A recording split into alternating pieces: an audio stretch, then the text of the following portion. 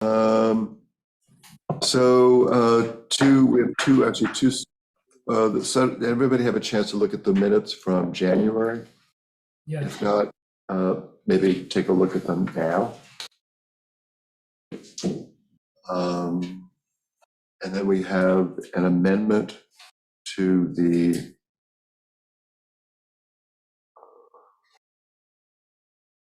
December minutes. Christina had a point to raise about them, which we can walk through quickly. Good morning, Howard. Okay.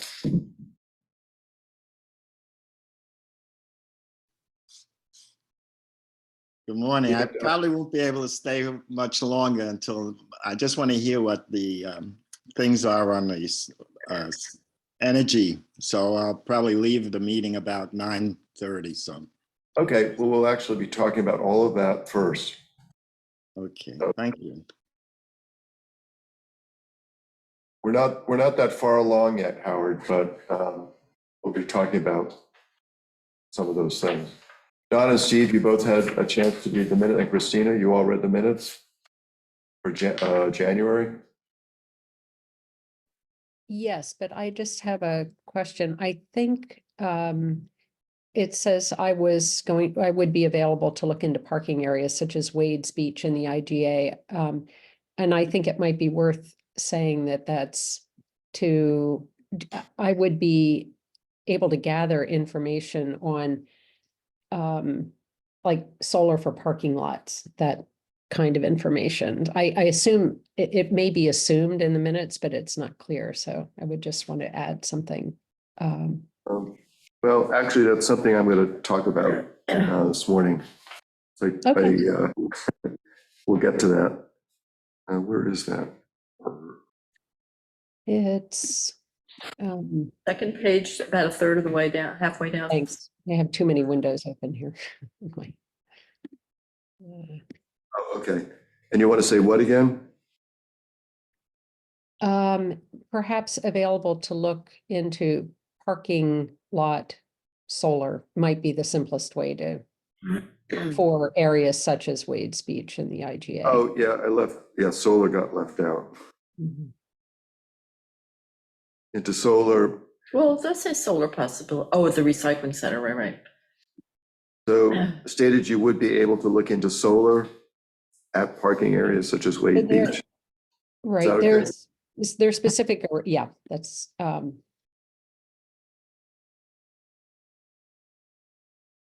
Okay. Solar at parking areas such as Wade Beach, okay. Mhm. Okay, everybody read them? Mhm. Okay, make a motion to pass the January minutes. Second, Everybody in favor? aye. Okay, that's done. And then going back to December, Meg, Christina had a question about the December minutes and just wanted to amend. Christina, you just want to say what it is? Yes, there was just a quote from, I think Sarah referenced the end of the document from the last COP, the Conference of Parties that met in Dubai. And I just inserted or provided the language from the document because the language wasn't clear, which is understandable if you're trying to take notes from what someone is saying. And so Yep. I just So wanted to it's make just- it more accurate. It's just that italic quote after the at the 2/3 of the way down the first page. I think I changed a little of the wording just to make it all make sense, but Good. yeah, I don't have it in front of me. So I apologize. I'm trying to Okay. find my email out. So Okay, so transition instead of phase out, but transition away is better than phase out down from. there was a lot of language that was just didn't make sense in what was in the minute. So I provided alternate language, and Tim, if you have that, I don't have it in front of me right now, and I'm sorry. I was just reading it. It looks better. Okay. Transition away instead of phase out, but transition away is better than phase down from fossil fuels and energy systems and a just, orderly, and equitable manner. Mhm. accelerating Should be action. in a just. Yeah. Whatever edits you have, you can always send them to Coco and you can Let's- choose. let's do to- that. They don't need That's Let's what do I that. did. as- That's Okay. what I did, and it's just, Okay.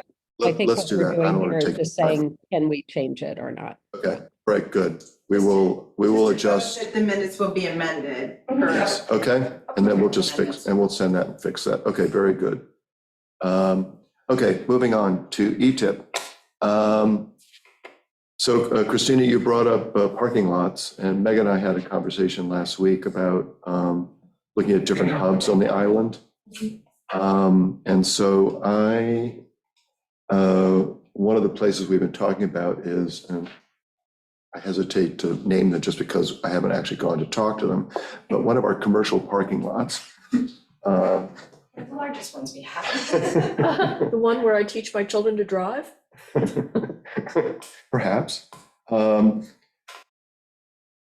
So I thought before going to talk to them, actually, it would probably make sense for me to find out more about what actually is entailed with a parking lot solar. So I reached out to Lisa Broughton, the Broughton or Bruton? Broughton. So I reached out to Lisa, and she sent back some very good suggestions, which I'll read off to you. And actually, I'll forward to all of you. I just want to talk about it first before doing that. And then I followed up with another question, which was, let me finish the first one. So her suggestion was, I sent a Google image of the parking lot. And she said, at first glance, it looks narrow because the building and trees will throw shadows at different times of the day. But the best way to get this evaluated is to ask a solar company. They will have the latest incentives for this type of project from PSE&G, LI, NYSERDA. And then she sent me a link for the membership for solar companies that have joined the Solar and Storage Alliance. And then she sent me links to 4 companies that have built carport projects in the past. And they should be able to give you a quick yes or no based on the picture if you tell them it is preliminary and part of the bigger project.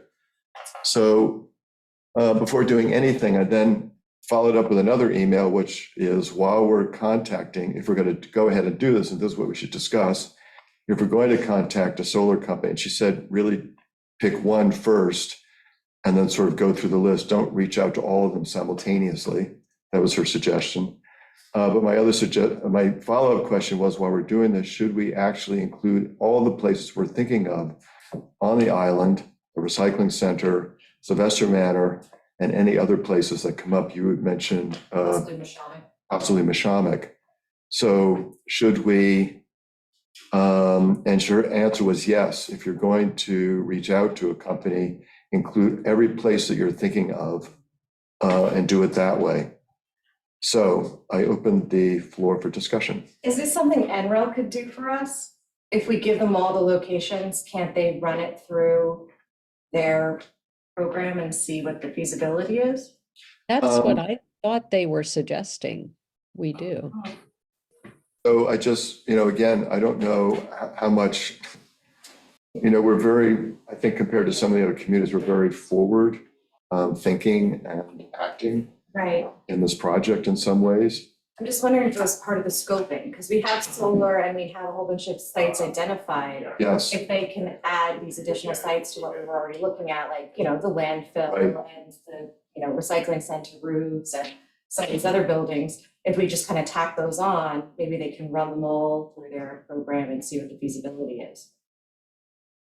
Yeah, we what makes can. sense is for us to come up first, as we've discussed, to first come up with a list of potential sites on the island that we think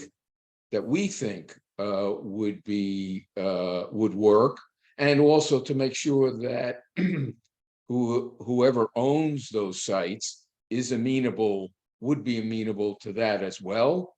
And then we go forward with the next step, which So is, to consult with experienced solar contractors who experience in this type of solar work. Parking lots different from homes.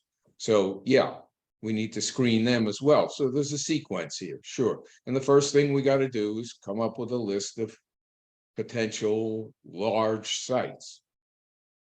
But I think the question is, once that list, once we have that list, whether we then turn it over to our NREL or whether we start contacting solar, we have a list of companies that do this. I agree with Charity. That was my understanding, that we were going to try to come up with a list of sites that might make sense and then give that to NREL to run through their analysis.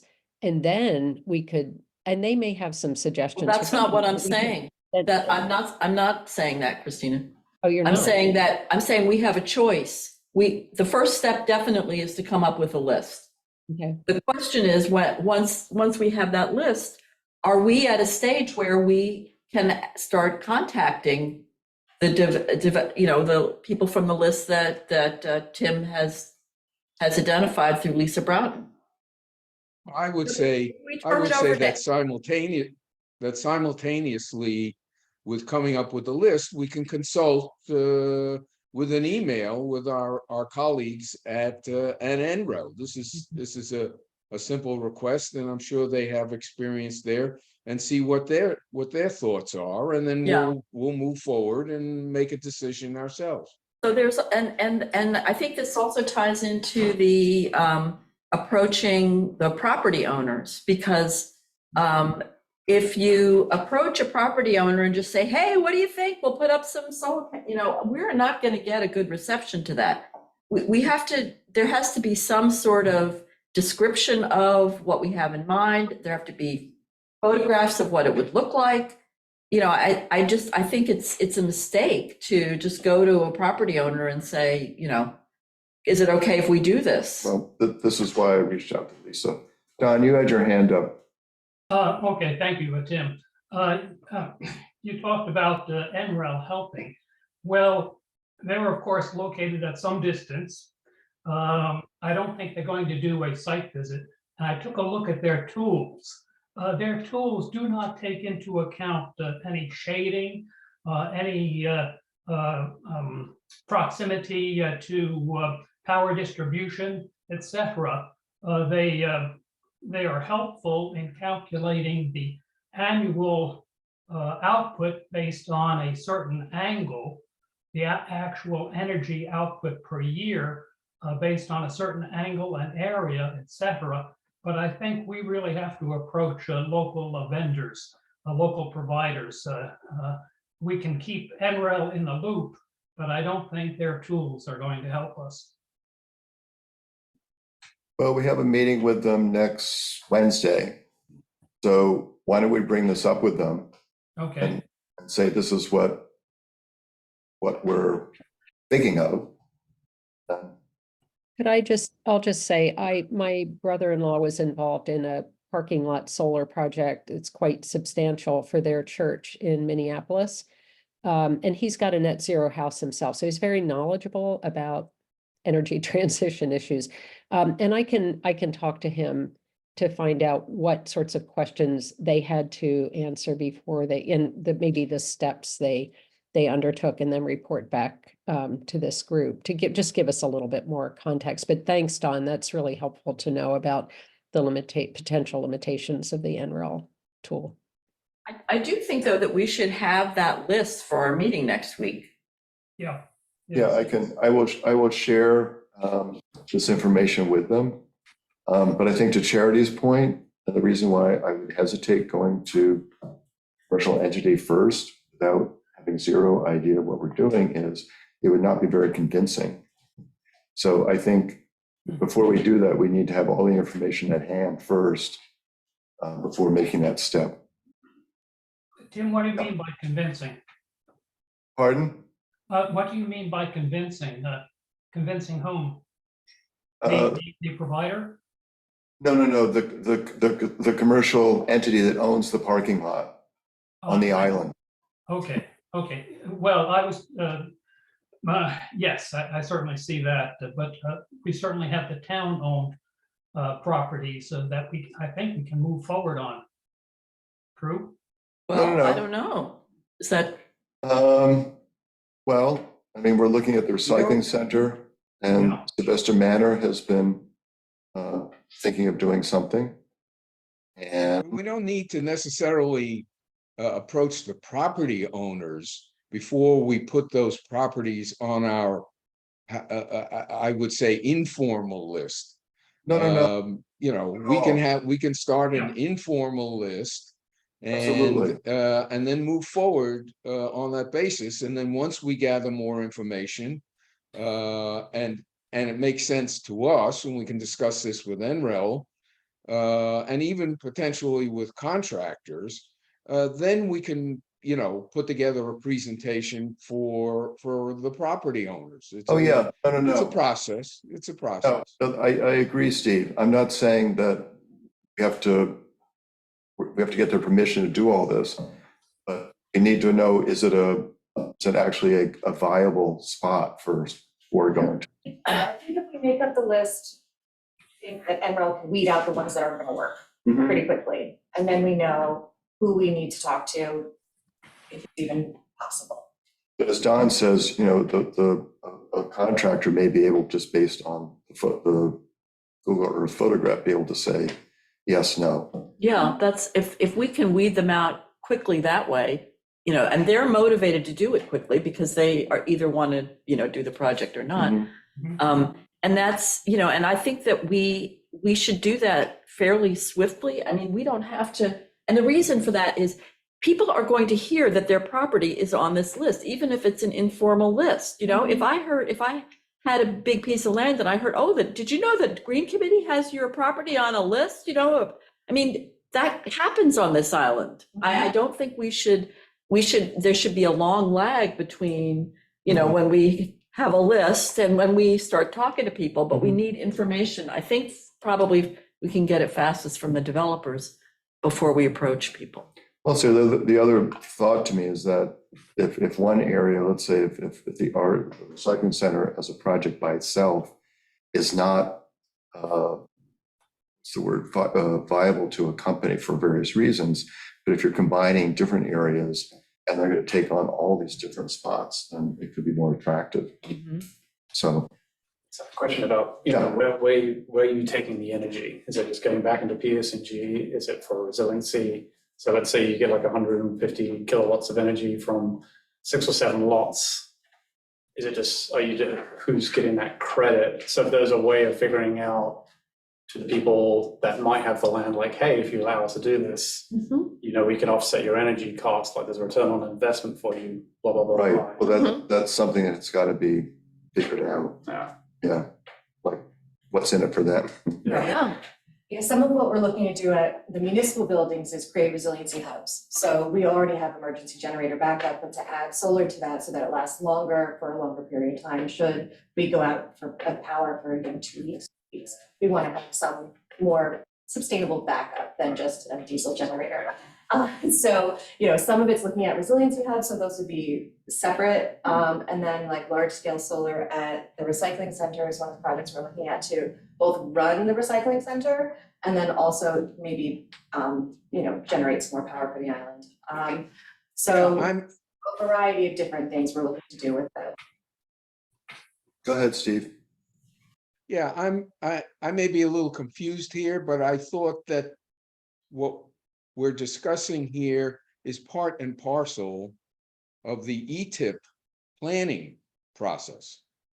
And that we ought to be, in fact, working with our ETIP partners as part of this comprehensive ETIP plan. Otherwise, we're going off, you know, it sounds No. like we may be going off in our own direction. No. Steve, As opposed to ETIP. Steve, no, the idea is that I would forward all this information to the ETIP folks and Jamie and Kate and all of you. And then at next Wednesday's meeting, we'll discuss and we can figure out there. Well, we're not going rogue here. I also wonder if we need to differentiate in our list or between town-owned properties that have solar potential and privately owned properties, because Of course. I think that it's one thing to discuss in open meetings, putting solar, at the landfill. It's another to discuss in an open meeting, putting solar at the IGA parking lot. Absolutely. I think there's potential for us to do, damage to sort of public confidence. No, I Um, agree. So I wonder if we should, in terms of these lists, if we should work with ETIP on the town-owned property, the property that we know has potential. These are large areas anyway, Mhm. and then separately develop a list, which we can certainly, which we share with ETIP and Mhm. get their input on. But I'm uncomfortable with talking about it in meetings and approaching property owners until we have more to go on. Answers like, are you going to financially benefit from? No. that, This is why I reached out to Lisa, and this is why we're bringing this up and talking about it. Is I just want to go blind to people or have them hear about something, as you said before. So we need to be armed and with information. Right. Okay. Is It it- doesn't have to be a single provider, for any of these installations, so Say that And again, by the Don. way, we don't have to go with a single provider, so just, No, we don't. so. We do, I think we get, it's sort of like working with a contractor, right? I mean, if you have a single provider for all of the, say you go with a single provider for all of the commercially owned parking lot sites, it's more attractive to the supplier, and you're likely to get a better, outcome.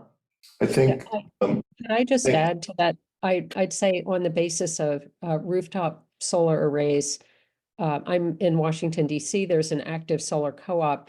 The model is to get 8 to 10 households together to put a bid in, and then they select one contractor to do the work, and it reduces the cost by about 30% because they can buy panels in bulk, and it really does make a difference. I don't think we'd want to go with different installers unless something unusual comes up, but I agree with Charity's point. It's actually quite important.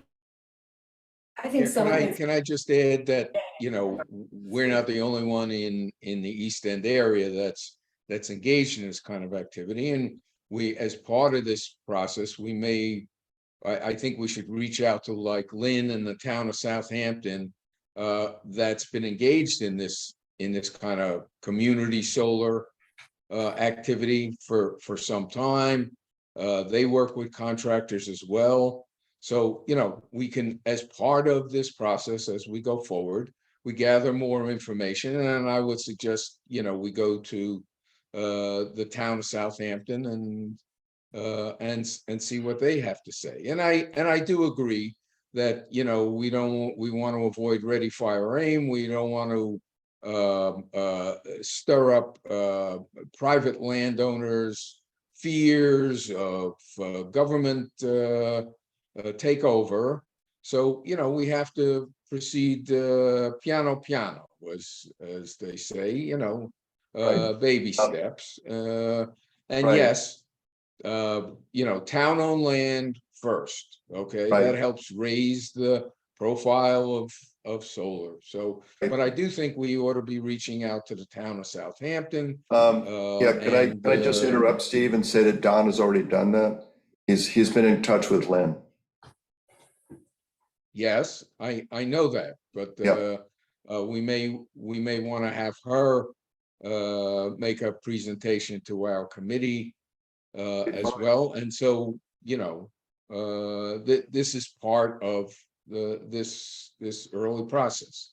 Yeah, I'm not proposing anything, jumping into something here. I'm merely bringing up something today and putting it on the table for us all to discuss. Yeah, and I think we've discussed it. Meg, you had it. Yeah, I was just to say, I don't want people in the audience to get confused, because it is a little cart before the horse. Like, we're not talking about putting solar anywhere tomorrow, it's part of a larger planning process that we're going through. So, this whole ETIP grant process is gonna take us, 12 to 14 months, they said. And so this is just early scoping, trying to figure out where we want ETIP and NREL to focus their energies. And so this is just part of a larger planning process. We're not saying that we're going to be installing something tomorrow, so I don't want anybody to get No. overwhelmed or panic. No, It's just brainstorming. We're brainstorming. this is merely It's a, brainstorming and I think Tim has done it's this valuable research on how this could go. And we should, this is exactly the kind of thing that we need to know when we do get to the point where we want to approach, Mhm. somebody about it. so again, everybody out there, this is merely a discussion. We're not proposing anything concrete. Okay, any more on what I hope will not be a confusing discussion? I think we have a good basis to go back to ETIP with on Wednesday. Yeah, I would just add that, I don't know if I need to, So I think you hear me pretty well.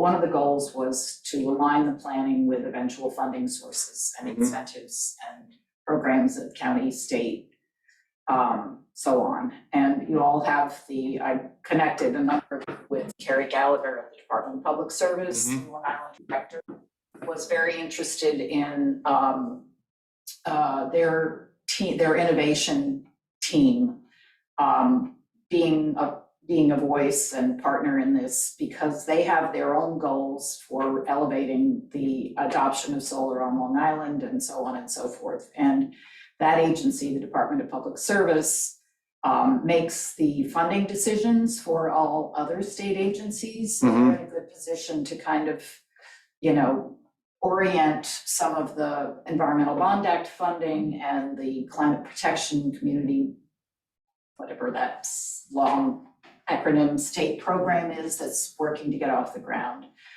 potentially with specific things that we can do now on Shelter Island because of the ETIP and the NREL partnership. So I just want that to be, make sure you guys are, reaching out to Carrie. She might be a great person to have at one of your ETIP meetings, just to find out where we are in the scope and how they can align their planning and initiatives in their own office. They have quite a robust team of energy analysts and engineers. So I think that's a great resource. okay. And thank you for your list of You're very welcome. resources. Well, it's, I want to stay involved, and it was great to be working with you guys, and I'll just be over here now. Yes, we thank Sarah for her many, many years on the committee and her wonderful contributions. So we hope you will continue coming and visiting and continuing to offer great support. Okay. Post-compost symposium meeting. Are you going to that 11? Yes. Yeah, okay. So last month, there was a compost symposium at the library, which is mentioned in the minutes today. And so one of the attendees suggested having a post symposium meeting, which we're having from 11 to 12 today. Just a couple of us. Mary Morgan will be there. It's organized by Gloria Frazee, Frazee. it's a Rewild Long Island and East Hampton Town organizer of their program. So we're just, I'm not quite sure what the content of the meeting is going to be, but I'll report on it next time. And then Beth Fateni was our guest at the last meeting, and she's been conducting these monthly webinars towards zero waste webinars. And I attended the one a couple of weeks ago, and it's quite interesting. They're an hour and a half, and they have different people talk about some of their professionals in the waste business, disposal business. And They are recorded, so I think what I'll do is get a list from Beth. So if any of you, and they're all done by subject, each webinar is different by topic. So if any of you want to take a look at them, they'll have them available. The next one is on the 21st, on a Wednesday from 2 to 3:30. And speaking of webinars, Don has sent us all a notice for a webinar on February 21st from 1 to 2, successful state programs for renewable energy on contaminated sites. So if any of you want to attend that, Don sent out the link and you can just attend. And then the other thing I just wanted to mention was New York State, New York League of Conservation Voters Education Fund reached out to me several weeks ago, and I wasn't quite sure what they were going to present, but actually it's quite interesting. And if you haven't looked at the slides that I included in the email to all of you, take a look, because it's actually a very in-depth study of the Climate Smart Communities program and what action items are being taken by various towns and communities, where Sherwood Island stands. We're not anywhere actually, we've just taken the pledge. But there are action items that we can actually already start jumping into. There are certain deadlines, specific deadlines for when you can actually enter the action items. I don't think we're going to make May, but we could certainly try to aim for July 5th. Anyway, take a look at the slides. It's fairly interesting. Oh, and finally, if we're interested, if you've taken a look at the slides and you think you want to do it, they'll come here and do their presentation for us. It takes about 15 or 20 minutes. And that's all I have on the agenda. So I open the floor for. If you think that the links to the different educational presentations that you were talking about would be helpful for the community at large, we can post them on the green options Oh, okay. page. So you can send them to Coco and we can just have maybe an educational Yep, portion where people can go on and watch the videos. yep, absolutely.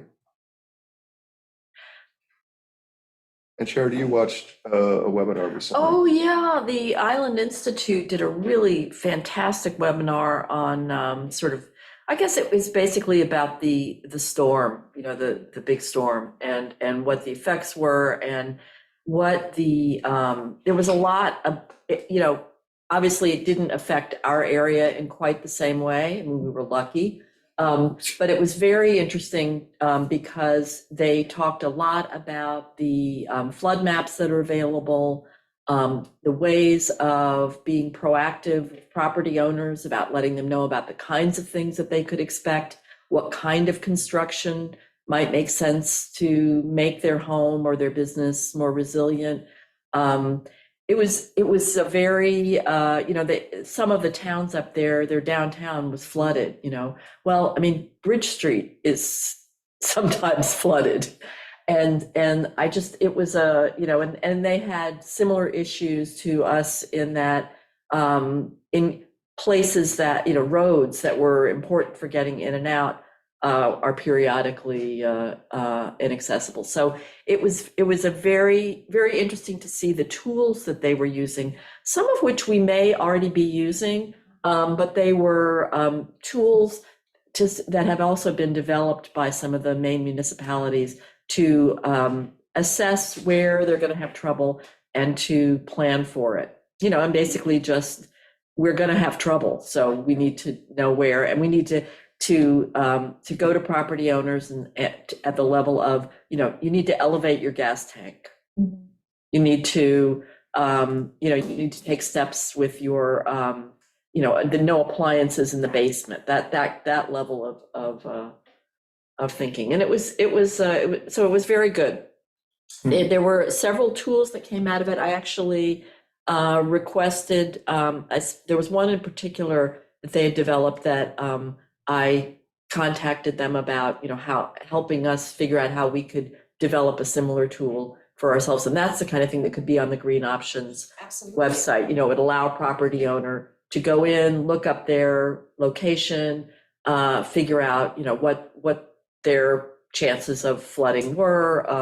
Also, I think there was wind damage was included. So anyway, it was very good. Yeah, Okay. definitely along the lines of keeping the community, helping the community prepare itself basically for the inevitable. There's also an interesting story in the Times a couple of days ago about actually land It's sinking exciting, yeah. the whole Yeah. East Coast. Yeah. And one thing I actually would like to contact, because when you look at the map they provided, it was really hard to read Shelter Island. So I actually, That's because it's gone. It's subsided. It's subsided. It's just a whole It's just process. White Hill, that's all that's left. It's It's becoming an aquatic environment. so I actually would like to contact the people who did the study. I think it was University of Virginia, and see if we get a more granular map of our area. Yeah, just to see what it actually shows.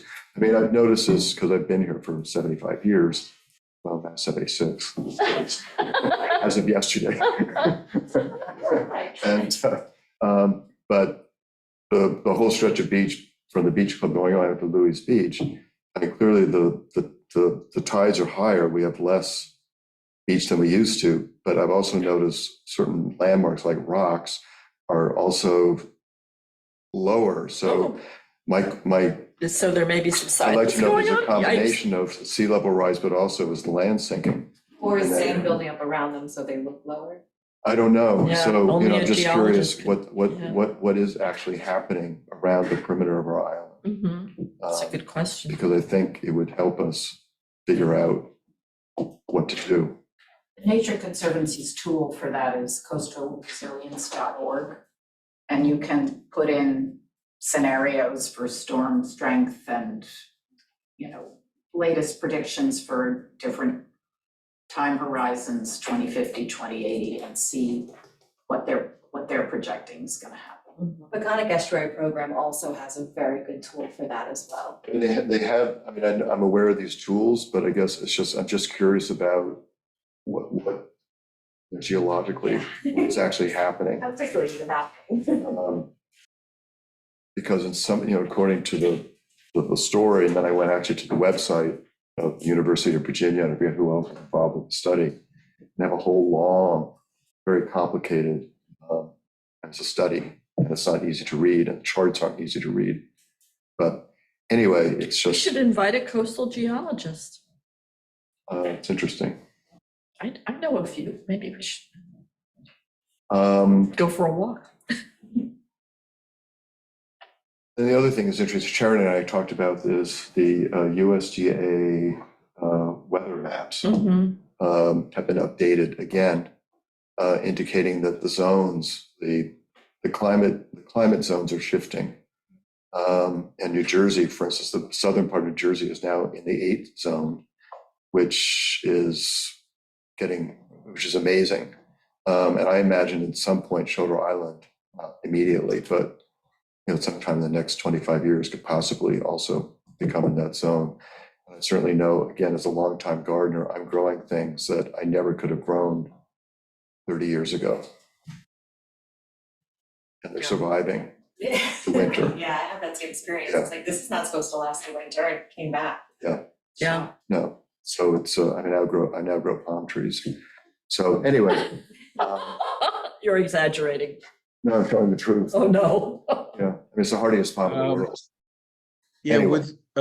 with respect to the coastal land sinking article, yeah, I saw that as well. And one other idea beside going to the authors is to talk to the folks from Island Institute to see if they have any insight or knowledge in that Yep. area. Yeah, there was a mention of subsidence in this seminar that I went, the webinar. I think it's harder to, I mean, flood, you have evidence from, you have sort of evidence from floods that the data is easier to come by. I don't know how how easy the data on that is to come by. But yes, I agree with you, Steve. That's another good source. Anybody have anything else they want to bring up or discuss? Meg? then- I just want to add that NOAA has a sea level rise tool that's very good. They used to have one that was tied to different temperature rises, and I think they've changed that. So now it's just, it looks like it's just, you can see where the flooding would occur with different levels of increase in sea level, but it's Yeah. useful. I can Yeah, email. these tools, I mean, what was interesting about the summit, what they're doing in Maine is they're drawing on all of these tools to make something that's very, very site specific. It's very specific to like the downtown of Bath.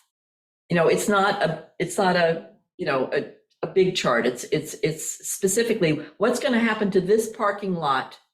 Right. You know, Yes, the NOAA tool is very much like that. It's very granular. I've been on it before and I've seen where different parts of the island would be underwater under different conditions. So it's a great resource. Meg, Sarah? Charity, I wonder if you could share the sort of just the links from that. you know, I think did I send the link to You did. the video of the, yeah, I think it's all in the video. They recorded the webinar and I see. Okay, right. it's all, I think it's all there. Included there. Okay, great. Thank Mhm. you. So Tim, don't be mad at me. I was trying to think of ways to get more people to come to the Green Options Fair in the summer. And so part of my brainstorm was maybe expand it a little bit and try to bring in some more of the like community resources. So maybe see if we could also get like the rec department or the senior services or Health and Wellness Alliance, kind of get it to be more of like an entire community-wide fair. Mhm. So maybe do an environmental and community resources expo.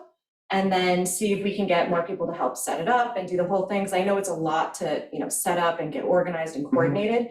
But maybe if we expand it to more groups of people at the Ed Foundation, you know, Lions Club, and kind of get even more tables, then maybe we'll get a bigger turnout.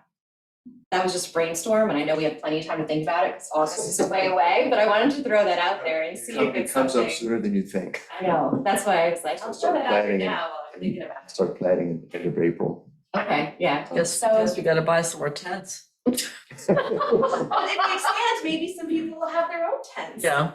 No, You know, I was just trying to that's an interesting figure out idea. ways to make it Make it more of better a. attended, you know, and I thought maybe if we hit even more groups and organizations, Mhm.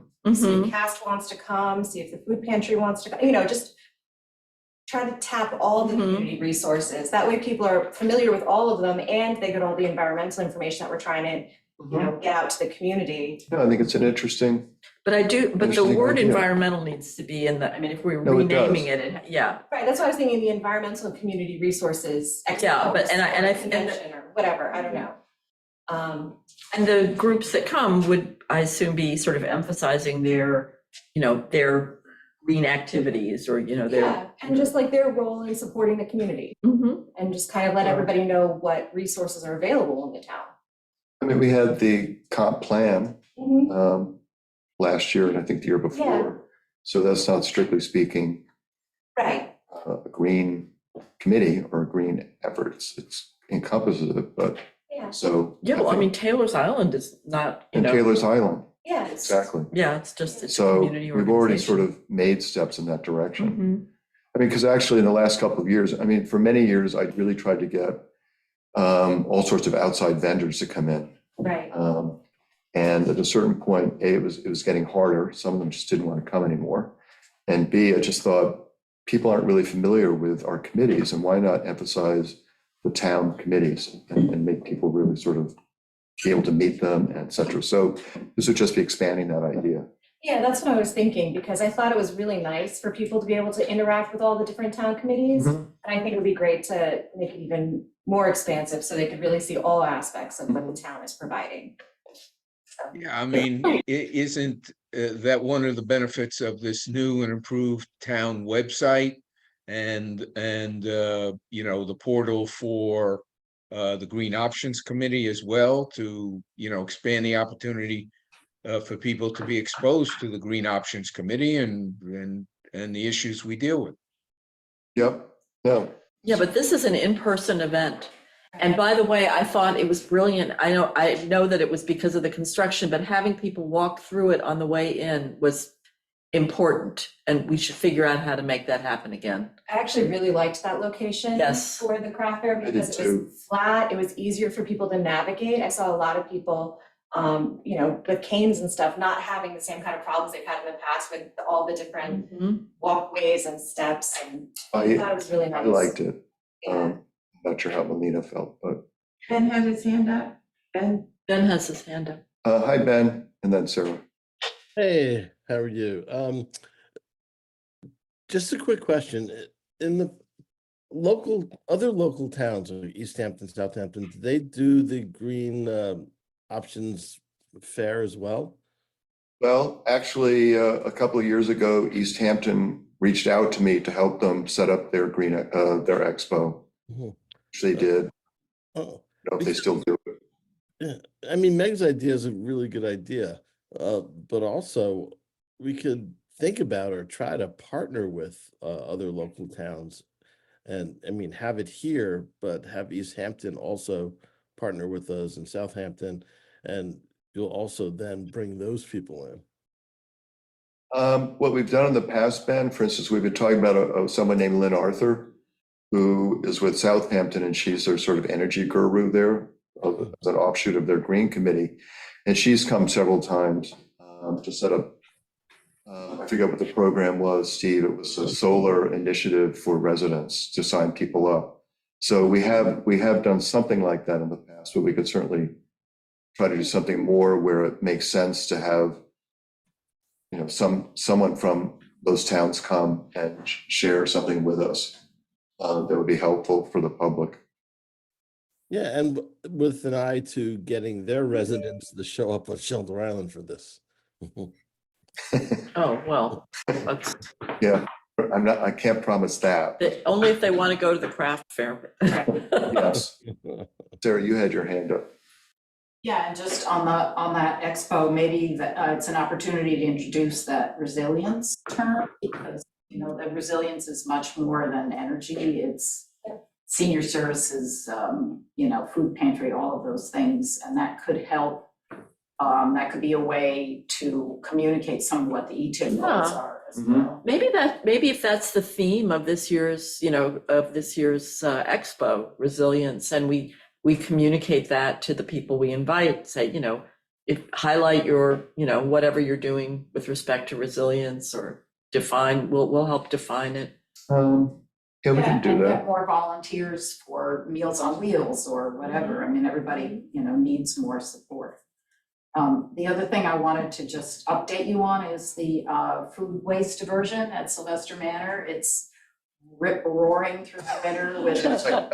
Yes, I just made a deposit. Yeah, and this year the manor has winter crew, and one of them is a more than 6 foot tall Sag Harbor born and bred fellow who's in charge of moving all that waste. He says it's a minimum of 500 pounds a week. All right. Wow, that's great. And one of the things for the call we have today, Tim, is gonna press Gloria from East Hampton for her images of all the different kinds of containers that people in East Hampton use, because they chose not to invest in plastic buckets.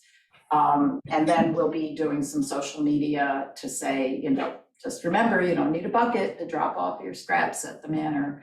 And just, the through line of that is the soil health, the compost ending up as a soil amendment. So I just wanted to tell you a little bit about the production expansion.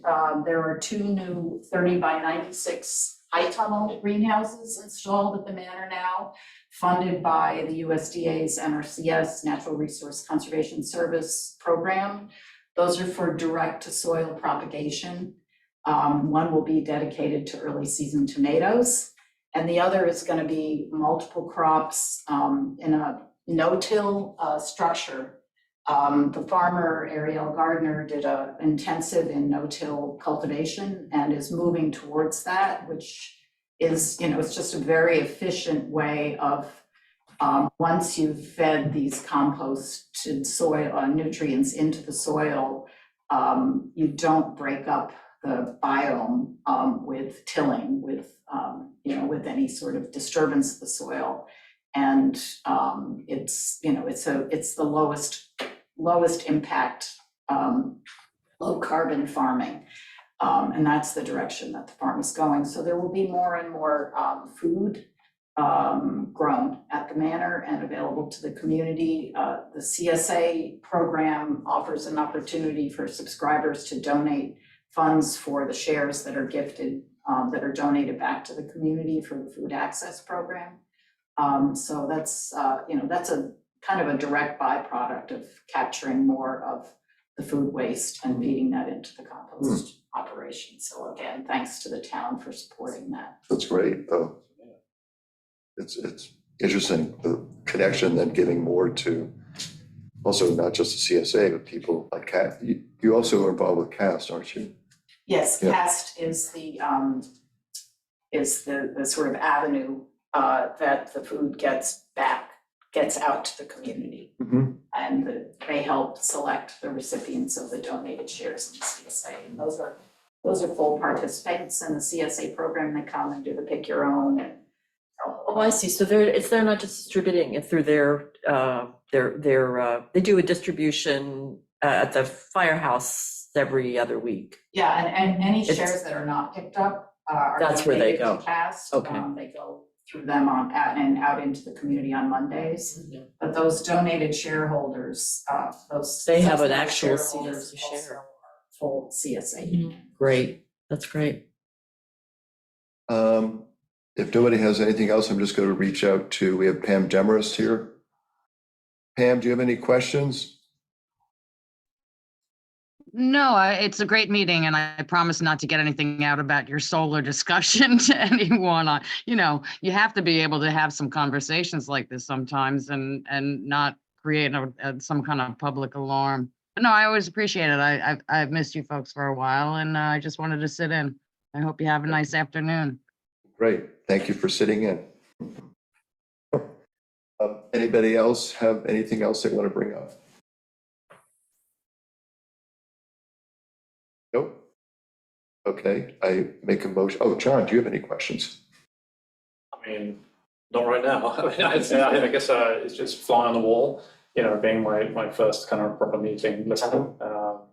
Again, I'd love to be a part of this committee and, kind of submitted my resume to you guys. So, I've got a bit of knowledge on the technology side and sustainability, smart building design, and various other things. So I can contribute in that regard. So, yeah, but no, happy to be here.